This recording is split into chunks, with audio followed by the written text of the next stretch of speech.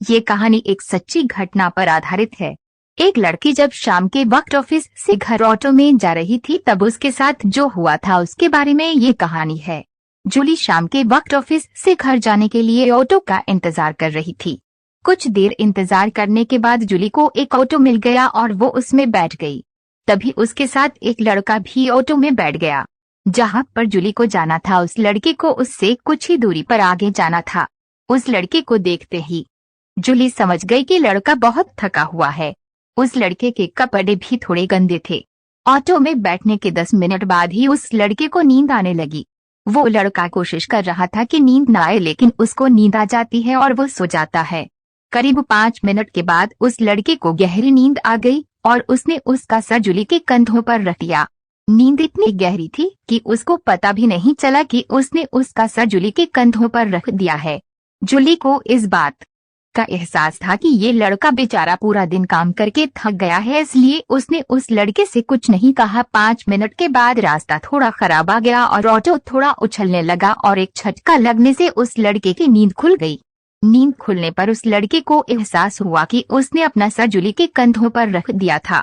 उस लड़के ने तुरंत जूली से माफी मांगी और कहा कि मैडम, मुझे माफ कर दीजिए, प्लीज मैडम, मुझे माफ कर दो, मुझसे गलती हो गई है।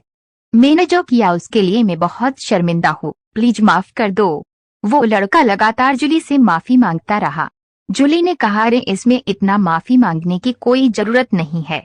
मैंने देखा कि आप बहुत थके हुए थे, मैंने तो सिर्फ आपको 5 मिनट के लिए अपना कंधा दिया, इसमें माफी मांगने की कोई जरूरत नहीं है।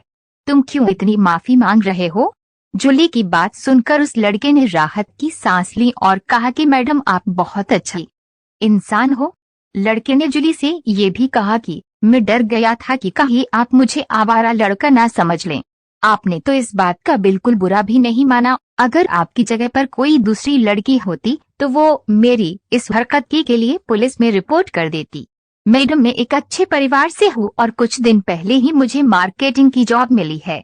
मैं तो डर गया था कि आप मेरी इस हरकत के लिए पुलिस में रिपोर्ट कर देंगी और उसके बाद मेरे पूरा करियर खराब हो जाएगा। लड़के ने ये भी कहा कि इसके संबंधित मैंने सोशल मीडिया में बहुत सारे किस्से भी देखे हैं। मैं तो अब लड़कियों को देखकर ही डरता हूँ। उस लड़के की ये सब बात सुनकर जूली बहुत हैरान रह गई। हम भी ये बात सुनकर अनुमान लगा सकते हैं कि इस लड़के के दिल में कितना खौफ था। थोड़ा सोचो, अगर इस लड़के ने ये हरकत जूली के सिवा और किसी लड़की के साथ की होती तो क्या होता? वो लड़की आसानी से इस लड़के पर छेड़छाड़ का केस कर सकती और उसके बाद बड़ी आसानी से इस लड़के की पूरी लाइफ खराब हो जाती। या फिर वो इस जूली की तरह बात को अच्छे से समझती और केस नहीं करती। मैं सभी लड़कियों से यही कहना चाहूंगी कि सभी लड़के या फिर मर्द खराब नहीं होते हैं और वो हमारा फायदा उठाना नहीं चाहते हैं। हो सकता है कि कुछ लड़के ऐसी मानसिकता वाले हो, लेकिन सभी ऐसे नहीं होते हैं। हमें हर लड़कों को शक और घृणा की नजरों से नहीं देखना चाहिए।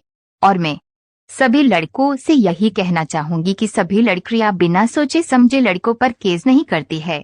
इसके लिए आपको इस लड़के की तरह लड़कियों से डरने की कोई जरूरत नहीं है। अगर आपको हमारी स्टोरी अच्छी लगी हो तो अपने दोस्तों के साथ भी शेयर कीजिए और चैनल को सब्सक्राइब